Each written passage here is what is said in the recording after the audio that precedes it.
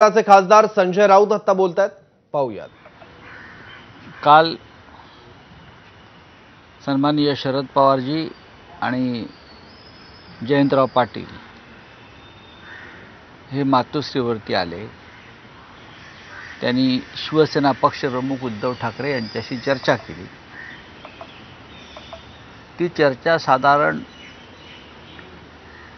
पुढल्या रणनीती संदर्भात, म्हणजे तीन पक्षांच्या एकत्र सभा किंवा प्रचार यंत्रणा ही कशा प्रकारे राबवायची, उमेदवारांच्या घोषणा एकत्रित करता येतील का, या संदर्भात चर्चा।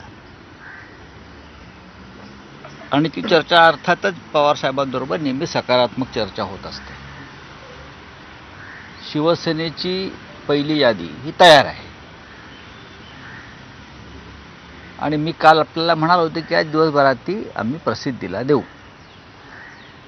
काँग्रेस, राष्ट्रवादी काँग्रेस, शिवसेना तिन्ही पक्षांनी आपापलं जागा वाटप हे जवळजवळ पूर्ण केलं आहे। माननीय बाळासाहेब आंबेडकर म्हणजे वंचित बहुजन आघाडी ही आघाडीमध्ये आहे का, हा प्रश्न आपण कायम विचारत असता। आम्ही म्हणतो आहे। वंचित बहुजन आघाडी महाविकास आघाडीचा महत्त्वाचा घटक आहे। त्यांच्याशी आमची चर्चा अनेकदा झाली। चर्चेला स्वतः बाळासाहेब आंबेडकर उपस्थित राहिले। चर्चा कालपर्यंत सुरू होती, आजही राहील। महाविकास आघाडीकडून सन्माननीय बाळासाहेब आंबेडकर यांना आम्ही 1-4 जागांचा प्रस्ताव दिलेला आहे, तो कायम आहे, तो कायम आहे।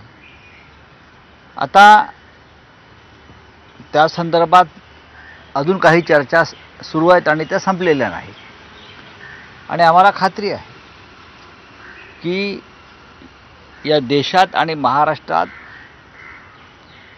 जे ईदी अमीनचं राज्य सुरू आहे, हुकुमशाही वेगळ्या पद्धतीनं ईदी अमीनचं राज्य सुरू आहे, संविधानच गिळतायत, म्हणजे नरसंहार होतो। ईदी अमीन हा नरभक्षक होता, हे संविधान भक्षक लोक या देशावर राज्य करतात। डॉक्टर आंबेडकरांचं संविधान गिळण्याचा प्रयत्न होतो आहे। अशा वेळेला आम्ही तिन्ही प्रमुख पक्ष महाराष्ट्रातले आणि देशात इंडिया आघाडी त्यांच्याबरोबर संविधान रक्षणासाठी बाळासाहेब आंबेडकर आमच्याबरोबर ठामपणे उभे राहतील याची आम्हाला खात्री आहे। नाशिकमधून छगन भुजबळ निवडणुकीच्या तयारीत आहे। आता असे तयारी सगळेच करतात, पण त्यांना ती जागा